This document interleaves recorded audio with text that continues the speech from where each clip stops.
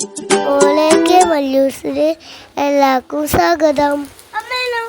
നമുക്ക് അപ്പവും ചിക്കനും കഴിച്ചാലോ? മഴയത്ത് നല്ല അപ്പവും ചിക്കനും കഴിച്ചാലോ? ഇന്നെല്ലാവരും എൻ്റെ കൂടെ വന്നോ, നമുക്കൊന്ന് മിയാക്കോയിൽ പോയി വരാം.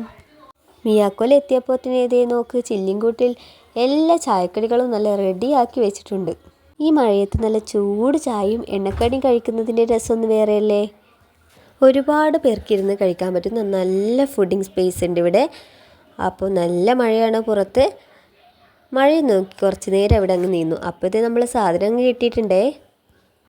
അപ്പം പൊളിച്ചതിൻ്റെ വീഡിയോ എടുത്തോട്ടെ ചേട്ടാ എന്ന് ചോദിച്ചപ്പോൾ ധൈര്യമായിട്ട് അങ്ങ് എടുത്തോന്നും ചേട്ടൻ സമ്മതിച്ചു. അങ്ങനെ കുറച്ച് നേരം അതിൻ്റെയൊക്കെ വീഡിയോ എടുത്തു. ഇതേ ചിക്കൻ ഗ്രില്ല് ചെയ്യുന്നത് കാണാൻ നല്ല രസമില്ലേ.